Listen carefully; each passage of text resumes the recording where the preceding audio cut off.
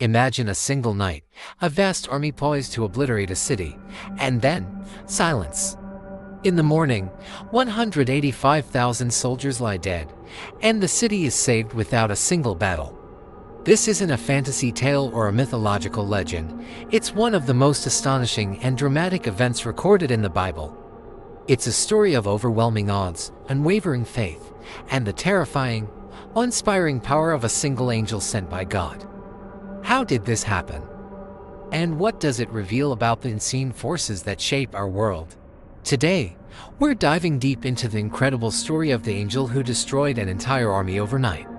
The year is approximately 701 BC. The ancient world is dominated by the brutal and seemingly unstoppable Assyrian Empire. At its helm is King Sennacherib, a ruthless conqueror who has crushed nations and deities alike. His war machine is the most advanced of its time, a juggernaut of iron chariots, skilled archers, and siege engines that have laid waste to countless cities. After conquering the northern kingdom of Israel and decimating 46 fortified cities in the southern kingdom of Judah, Sennacherib sets his sights on the ultimate prize, Jerusalem, the holy city, the heart of Judah. The Assyrian army, a force of hundreds of thousands, surrounds the city walls. They are a sea of tents, weapons, and soldiers, their campfires lighting up the night sky like a constellation of doom. The psychological warfare begins. Sennacherib sends his top official, the Rabshakeh, to the walls of Jerusalem to taunt the people and their king, Hezekiah. The Rabshakeh shouts in Hebrew so every citizen can understand. He mocks their reliance on Egypt for help, calling it a splintered reed that will pierce the hand of anyone who leans on it. Then, he commits his greatest act of hubris. He blasphemes the God of Israel. He bellows, "Has any of the gods of the nations ever delivered his land from the hand of the king of Assyria? Where are the gods of Hamath and Arpad? Where are the gods of Sepharvaim? Have they delivered Samaria from my hand? Who among all the gods of these lands has delivered their land from my hand, that the Lord should deliver Jerusalem from my hand?" He's essentially saying, we've conquered everyone else's gods. What makes you think your God is any different? The people of Jerusalem are gripped by terror. They see the immense army, they hear the blasphemous taunts, and their hope begins to wither. From a human perspective, their situation is utterly hopeless. They are trapped, outnumbered, and facing certain destruction. Their enemy isn't just at the gates, he's mocking the very foundation of their faith. Inside the besieged city, King Hezekiah is devastated. He tears his clothes, puts on sackcloth, and enters the temple of the Lord. He doesn't try to rally his troops for a suicidal last stand. He doesn't negotiate with the enemy. He does the only thing he believes can save them. He turns to God. Hezekiah spreads out the blasphemous letter from Sennacherib before the Lord and prays one of the most powerful and heartfelt prayers in the Bible. He prays, "O Lord, the God of Israel, enthroned above the cherubim, you are the God, you alone, of all the kingdoms of the earth. Incline your ear, O Lord, and hear, open your eyes, O Lord, and see, and hear the words of Sennacherib, which he has sent to mock the living God." Hezekiah acknowledges God's supreme power over all nations and asks God to act, not just to save Judah, but to vindicate his own name, so that all the kingdoms of the earth may know that you, O Lord, are God alone. Hezekiah's faith is a powerful counterpoint to Sennacherib's arrogance. While the Assyrian king trusts in his military might, Hezekiah places his entire trust in the unseen power of God. Hezekiah then sends for the prophet Isaiah, God's messenger in Jerusalem. Through Isaiah, God delivers a stunning and defiant response to Sennacherib.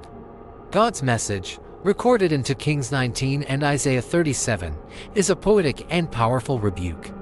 He speaks directly to the Assyrian king, saying, "Whom have you mocked and reviled? Against whom have you raised your voice and lifted your eyes to the heights? Against the Holy One of Israel."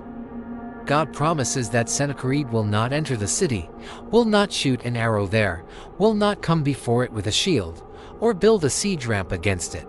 Instead, God declares, "By the way that he came, by the same shall he return, and he shall not come into this city." For I will defend this city to save it, for my own sake and for the sake of my servant David." This wasn't just a promise of survival, it was a divine decree of total and effortless victory for Jerusalem. The stage was set for a confrontation not between two armies, but between a mortal king and the Almighty God. And then it happened. That very night, as the Syrian soldiers slept in their vast encampment, confident of the slaughter they would unleash in the morning, the angel of the Lord moved through their ranks. There was no sound of battle, no clash of swords, no cries of alarm. The Bible describes it with chilling simplicity. "And that night the angel of the Lord went out and struck down 185,000 in the camp of the Assyrians. And when people rose early in the morning, behold, these were all dead bodies." Imagine the scene at dawn. The remaining Assyrian soldiers wake up not to the sound of war trumpets, but to an eerie, deathly silence.